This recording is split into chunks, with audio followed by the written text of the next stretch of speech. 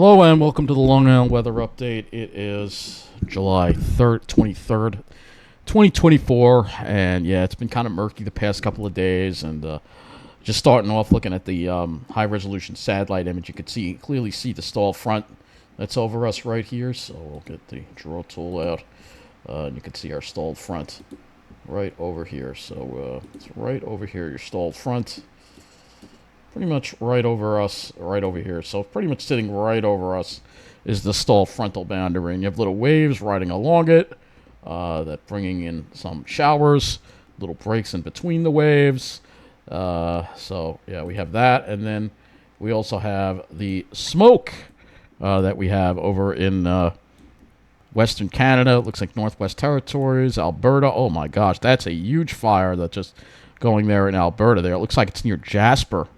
Alberta right there near Jasper National Park, and we have lots of fires throughout here. Washington, Oregon, and all that smoke is making its way into the Dakotas, down through Nebraska, Kansas, Colorado.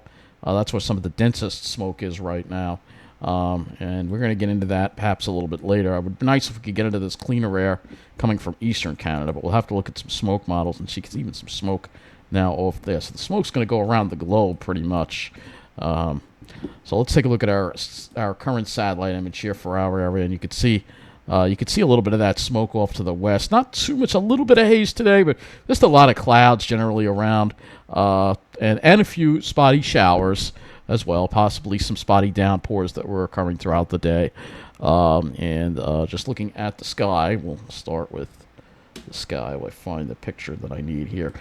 So here you go. And this is what we had, pretty much these dark cumulus clouds, some showers. However, looking to the south, if you were at the beach, you had some sunshine, and that's where I was actually this evening. I was actually at the beach this evening, Jones Beach, and it was quite beautiful. We had a little bit of sun there. The ocean was really beautiful. Nice breeze. A little bit of blue sky, some altocumulus there. Very nice looking skies. That's what it looked like going there. You could see that was one of the showers. You could see it's just low top cumulus there that you had. No lightning with these showers, no thunderstorms, unfortunately. But yeah, absolutely beautiful. It's some nice altocumulus there. Some more shots of it there. Really nice looking altocumulus there. And the sun. And yeah, some more altocumulus there to show you again for the evening there. So anyway, so let's go and look at our current conditions outside right now. And yeah, it's humid out there. It's definitely muggy. However, if you're on the South Shore, it doesn't feel that bad. It really doesn't. 72 at Fair Harbor. Yeah, the dew point 70. That's fairly comfortable. Whereas in my area, it looks like Carr Place is showing 81. So there you go. And I'm sure the alley is just as hot. So my area, of course, sucks for many, many reasons. Otherwise, mid-70s across the area. Islip, 73. Dew point 72. And 8-mile visibility. So yeah, maybe a little bit of haze out there. So it is humid out there. Let's go look at our highs for the day. Highs across Long Island, not that warm due to all the cloud cover. Generally around 80 degrees. But if you were in Jersey, you got a little more sun there, and they were in the mid to even upper 80s, 88 for a high in Toms River. Lows, I'm not going over yesterday's lows, 70s. I'm more curious about the precipitation. Let's do 48-hour precipitation here and see. Now, there are scattered showers, but some places got the rain and some places didn't. South Shore really didn't. However, the North Shore, some areas of the North Shore got close to an inch.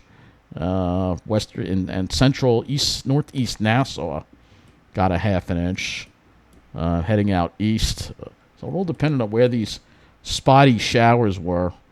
Who got the rain? It looked like the North Shore, Suffolk got something, but South Shore, East End, not a whole lot out there.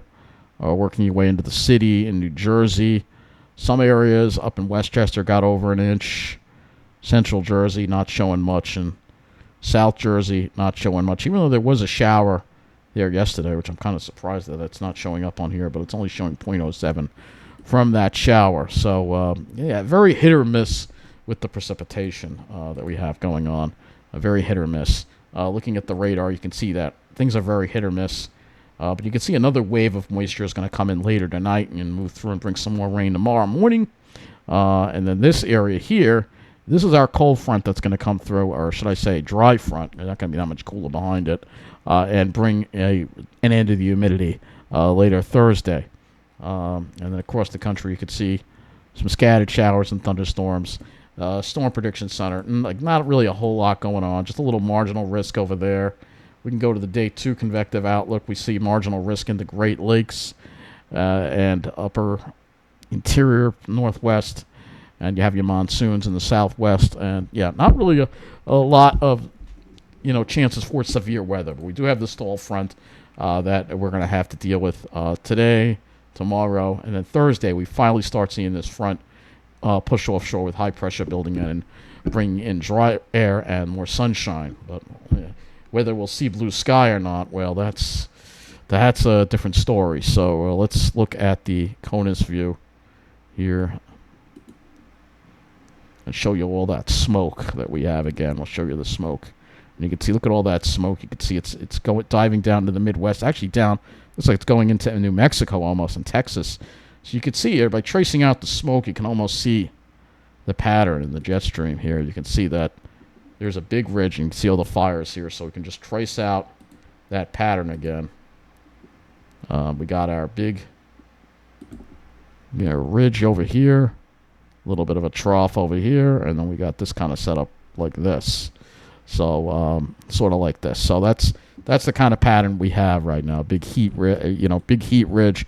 And then you have almost a little thermal low that's developing over the interior here. That's your monsoon. And then you got the smoke coming down. And then we've got, of course, the Atlantic Ridge, the huge Atlantic Ridge, and the stall front in the middle. So we're going to take a look at some other satellite imagery. Let's go to the southeastern Alaska satellite imagery. It kind of shows you what's going on. That fire is nuts right now. Look at that fire going on in Alberta right now. Those fires are going nuts, and the smoke's actually being pulled up quite a bit here. Yeah, there's a lot of wind here I would like to get a little further to the east there, but there's a lot of smoke. Look at all that smoke. These fires are huge, huge fires that are going on right now.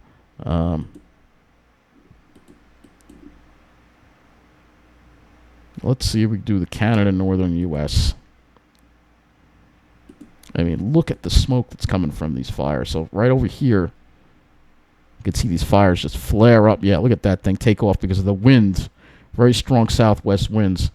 And yeah, I think we're going to start seeing some of that smoke for sure eventually get to us and bring some haze. Let's look at some observations in some of the Midwestern areas and see what we have as far as smoke goes. First start with some of the North and South Dakota. And you also see the red flag warnings in effect, excessive heat warnings, air quality alerts. That's all in effect for the West. A lot of air quality alerts due to wildfire smoke going on right now. Try to find some observation sites that'll give us. Right, that one has 10-mile visibility. It's 88 over there in Roseburg, wherever that is. I don't see any reductions in visibility in that area. But we'll make our way into where most of the smoke is, and you can see all these excessive heat warnings and red flag warnings in effect. Very hot conditions continue in that area, and breezy at times, which can kick up the wind and the smoke, make the wildfire situation even worse than it is. Let's see if we can get some observations here. All right, that's not I need an airport. All right, 8-mile visibility at Glendive. Let's see if they've gotten some smoke. And I know even Denver got some smoke reports as well. So haze being reported there. Let's go into North Dakota, Bismarck. 6-mile visibility with haze. So they're definitely dealing with some smoke. Haze being reported there. Yep, haze. 5-mile visibility. So, yeah, it's pretty thick over there. Definitely restricting the visibility down quite a bit. And then even if you make your way into Wyoming here, Cheyenne, 7-mile visibility over there. And again, that's all due to that wildfire smoke that's going on. Though they just says, I like how it just says haze. It's really smoke. Even down in New Mexico, let's see Albuquerque. Let's see if they're seeing any visibility restrictions down there. It does not look like they are seeing any visibility restrictions right there. But there are some thunderstorm and monsoon activity that's occurring in that area. And let's just take a look at Denver. So 6 mile visibility and smoke. They actually have it as smoke. So they do have smoke being reported in Denver today. And if you do click the forecast for Denver, you'll see that it will say smoke. So, yep, and see in the forecast, areas, smoke, and it's going to be hot, too, as well. So, yeah, even though you got a little bit of a trough there, we'll go to the models in a moment, it's not really bringing any, it's really mainly just the upper Midwest that's seeing some lower temperatures. But other than that, a lot of heat going on. So let's look at the models now, and you can see the setup that we have as we head into this week.